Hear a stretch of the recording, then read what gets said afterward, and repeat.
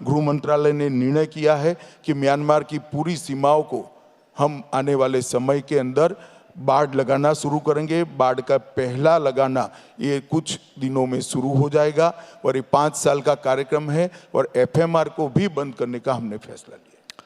उत्तराखंड में लागू हो गया है, केंद्र में कब लागू होगा यूनिफॉर्म सिविल कोड, कब लाया जाएगा? देखिए, आप लोगों के लिए यूनिफॉर्म सिविल कोड पॉलिटिकल मुद्दा हो सकता है, ये बहुत बड़ा सामाजिक सुधार है, ये लोकतंत्र की बेसिक मांग है कि देश के अंदर किसी भी धर्म के आधार पर कानून नहीं होनी चाहिए। देश के कानून आज की परिस्थिति से अनुकूल और जनता के हित में होना चाहिए। हमारी संविधान सभा ने भी अनुच्छेद 44 में directive principle of states policies के तहत ये लक्ष्य रखा था देश के सामने कि विधानमंडल और देश की संसद उचित समय पर समान नागरिक कानून को लाएगी और देश में इसका इम्प्लीमेंट कराएगी। भारतीय जनता पार्टी की जब से स्थापना हुई तब से हम कहते थे कि इस देश में 370 हटाएंगे, इस देश में समान नागरिक कानून लाएंगे, इस देश में 3 तलाक को हम समाप्त कर देंगे। और जब से 90 से हम कहते थे अयोध्या में राम मंदिर भी बने। हमारा कोई नई बात नहीं, पार्टी बनी तब से हमारी मांग है और ये देश की संविधान की हमसे की गई अपेक्षा है। संविधान सभा में कौन था? संविधान सभा में जवाहरलाल जी थे, सरदार पटेल थी, बाबू राजेंद्र प्रसाद जी थे, मौलाना आजाद थे, के.एम. मुंशी थे, ये सारे लोगों ने इसको रखा है। मुझे तो मालूम नहीं पड़ता कांग्रेस पार्टी को क्या हो गया है। कम से कम अपने नाना की बात को तो याद रखो, ये भी भूल जाते हैं। अभी उत्तराखंड में आया है, इसकी सोशल स्क्रूटिनी होनी चाहिए, इसकी जुडिशियल स्क्रूटिनी होनी चाहिए और इसकी वैधानिक स्क्रूटिनी भी होनी चाहिए। ये बहुत बड़ा रिफॉर्म है। यूसीसी जो उत्तराखंड सरकार लाई है, इसकी ये तीनों स्क्रूटिनी चुनाव है तब तक हो जाएगा। तो चुनाव के बाद सभी राज्य भी विचार करेंगे और बाकी लोग भी विचार करेंगे और पूरे देश में होगा। जिसकी जितनी भागीदारी उसकी उतनी हिस्सेदारी। राहुल गांधी जी को मालूम नहीं है, इस देश के पिछड़ा वर्ग को अगर सबसे ज्यादा अन्याय किसी एक पार्टी ने किया है तो कांग्रेस पार्टी ने किया है।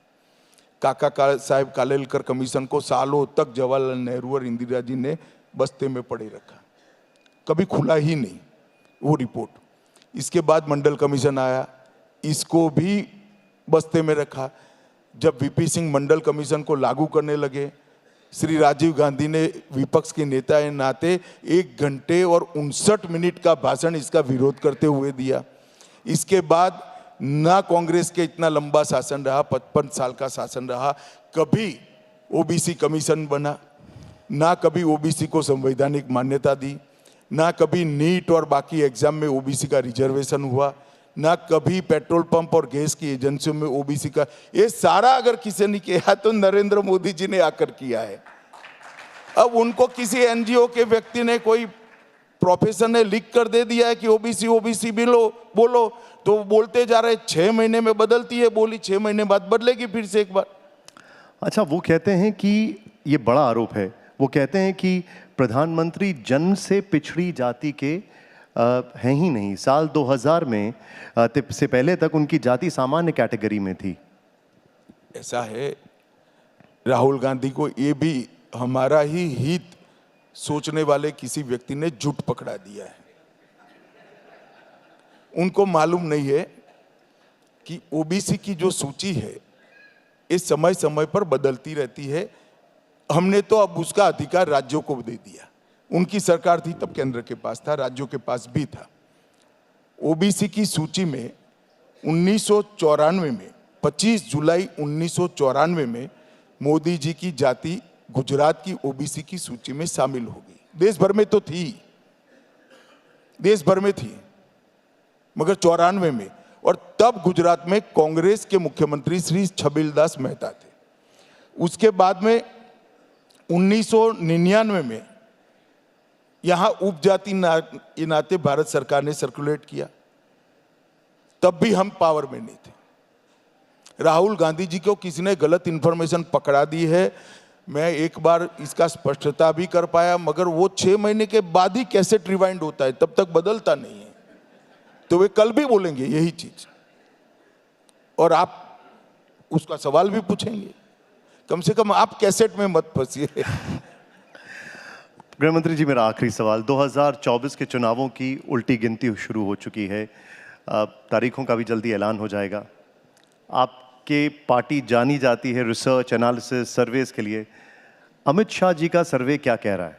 कोई सर्वे की जरूरत नहीं है। मोदी जी ने कहा है 400 पार, तो हम निश्चित रूप से 400 पार करेंगे, इसमें किसी को कंफ्यूजन रखने की जरूरत नहीं। इस देश की 130 करोड़ की जनता पहली बार गौरव से गुलामी की निशानियों के बाहर हो रही, पहली बार हीन भाव से मुक्त हो रही, सामूहिक इंफीरियरिटी कॉम्प्लेक्स पहली बार समाप्त हो रहा है। देश नई संसद बनाकर इसको पवित्र सेंगोल को वहां प्रस्तापित कर कर गौरव के साथ आज नए भारत की शुरुआत कर रहा है।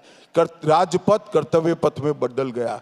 देश की इकोनॉमी 11 नंबर से 5वें नंबर पर आ गई, और मोदी 3 में हम दुनिया की 3रे नंबर की अर्थव्यवस्था बनी। मोदी जी ने देश को सुरक्षित किया है। पहली बार चंद्रमा के दक्षिण ध्रुव पर किसी देश को जाने का सम्मान मिला, तो तिरंगे के साथ भारत के चंद्रयान को यह सम्मान मिला है। देश के अंतरिक्ष में सिद्धियां हो, चाहे स्टार्टअप में सिद्धियां हो, चाहे अर्थतंत्र रिपेयर करना हो, चाहे कूटनीति के अंदर दुनिया भर के राष्ट्राध्यक्ष गांधी जी की समाधि पर एक साथ, एक समय, एक सेकंड खड़ा रहकर श्रद्धांजलि दे, इस प्रकार का दिन देश की जनता ने देखना हो। दिल्ली डिक्लेरेशन को पूरी दुनिया सम्मान के साथ देखे, स्वीकार करे, ऐसा दिन देखना हो। और भारत का प्रधानमंत्री दुनिया भर के मंच पर जाकर देश की राष्ट्रभाषा में गौरव के साथ भारत की बात रखे, ऐसा दिन अगर किसी ने दिखाया है तो नरेंद्र मोदी जी ने दिखाया है। और मैं बड़े विश्वास के साथ देश की जनता को कहना चाहता हूं, तीसरी टर्म मोदी जी को दे दीजिए।